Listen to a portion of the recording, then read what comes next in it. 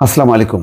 দেশের রাজনৈতিক পরিস্থিতি দর্শক আপনারা জানেন, দেশ বিদেশ থেকে সবাই উদ্বিগ্ন কি হতে যাচ্ছে দেশে। বিবিসি বাংলা কিছুক্ষণ আগে একটি রিপোর্ট করেছে, কাদির কল্লোল রিপোর্টটি করেছেন।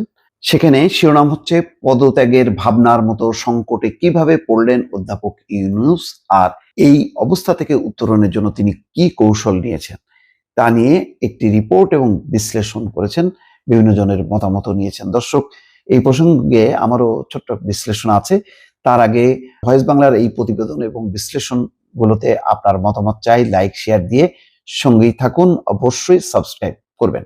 তো যেই লেখাটা এখানে এসছে তাতে বলা হচ্ছে যে বাংলাদেশের অন্তর্বর্তী সরকার এক সংকটময় পরিস্থিতিতে উপনীত হয়েছে।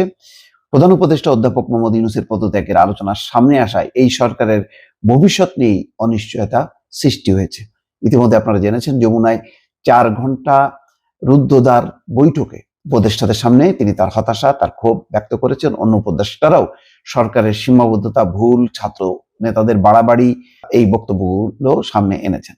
কিন্তু অধ্যাপক ইউনূসকে কেন পদত্যাগের চিন্তা করতে হচ্ছে? সক্রিয় সব রাজনৈতিক দলের সমর্থনে গঠিত এই সরকারকে কেন এমন সংকটে পড়তে হলো? এসব প্রশ্ন এখন সব মহলে আলোচনার কেন্দ্রে রয়েছে।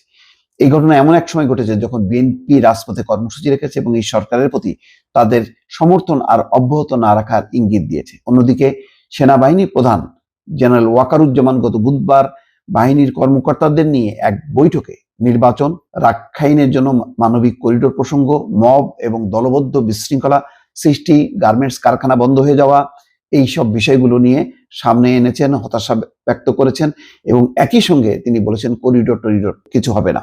বলেছেন যে নির্বাচন তার প্রত্যাশা ডিসেম্বরের মধ্যেই হবে, অর্থাৎ এক ধরনের ডিকটেট করা বা চূড়ান্ত দাবি তোলা যে ডিসেম্বরেই নির্বাচন হইতে হবে।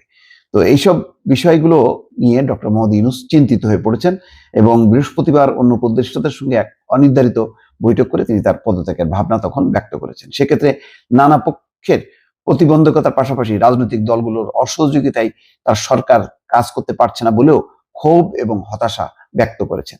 অধ্যাপক ইউনূস এমন ভাবনার কথা বিবিসি বাংলাকে জানিয়েছেন নাগরিক পার্টির আহ্বায়ক নাহিদ ইসলাম। তিনি বৃহস্পতিবার সন্ধ্যায় প্রধান উপদেষ্টার সঙ্গে দেখা করেছিলেন এবং নাহিদ ইসলামের মাধ্যমে প্রধান উপদেষ্টার এই ভাবনার কথা সংবাদ মাধ্যমে প্রকাশিত হয়েছে। রাজনৈতিক দলগুলো পরিস্থিতিটাকে নানাভাবে বিশ্লেষণ করেছেন। বিএনপি বলছে নির্বাচনে সুনির্দিষ্ট রোডম্যাপ এবং 3 জন উপদেষ্টার পদত্যাগের তাদের দাবি এড়াতে প্রধান উপদেষ্টার পদত্যাগের ভাবনার কথা সামনে আনা হয়েছে। দলটির নীতি নির্ধারণী পর্যায়ের একজন নেতা বিবিসি বাংলাকে বলেন, দেশ পরিচালনা করতে গিয়ে আবেগ সৃষ্টি করার কিছু নেই। অর্থাৎ এই সমস্ত দাবিগুলোর ব্যাপারে ডক্টর মোহাম্মদ ইউনূস আর থাকতে চান না, পদত্যাগ করতে চান। এইসব কথা সামনে এনে একটা আবেগ তৈরি করা, যাতে মানুষ যাতে উদ্বুদ্ধ হয় এবং মানুষ যাতে রাস্তায় নেমে ক্ষোভ প্রকাশ করেন এবং বলতে থাকেন যে ডক্টর ইউনূসকে আমরা ক্ষমতায় রাখতে চাই, দেখতে চাই। অর্থাৎ এক ধরনের ভাবাবেগ তৈরি করার চেষ্টা বা কৌশল হিসাবে বিএনপি নেতারা বর্ণনা করছেন। বিএনপি সহ বিভিন্ন দলের নেতারা এও বলেছেন, সরকারের দুর্বলতার কারণে পরিস্থিতি সামলাতে যখন ব্যর্থতার প্রশ্ন আসছে, তখন পদত্যাগের এই ভাবনার কথা রাজনৈতিক দলগুলোর প্রতি এক ধরনের হুমকি বা সতর্কতা বলে তারা মনে করছেন। এখন অন্তর্বর্তী সরকারের এই সংকট সামলাতে জামাত ইসলাম সর্বদলীয় বৈঠকের ডাকারও পরামর্শ দিয়েছেন, তবে পরিস্থিতি নিয়ে সরকারের পক্ষ থেকে আনুষ্ঠানিক বক্তব্য এখনো দেওয়া হয়নি। দর্শক, বুঝতে পারছেন যে রাজনৈতিক দলগুলো বুঝতে পারছে যে রাজনৈতিক দলগুলিকে অ্যাভয়েড করে সরকার চালাচ্ছেন ডক্টর ইউনূস। তিনি ছাত্রদের কথা অনুযায়ী চলছেন, এই অভিযোগ আসছে বারবার।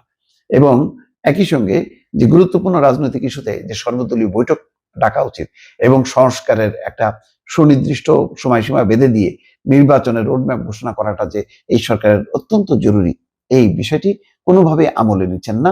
ফলে দিনকে দিন ক্ষোভ বিক্ষোভ বাড়ছে রাজনৈতিক দলগুলোর মধ্যে। দর্শক, ভালো থাকবেন। আল্লাহ হাফেজ।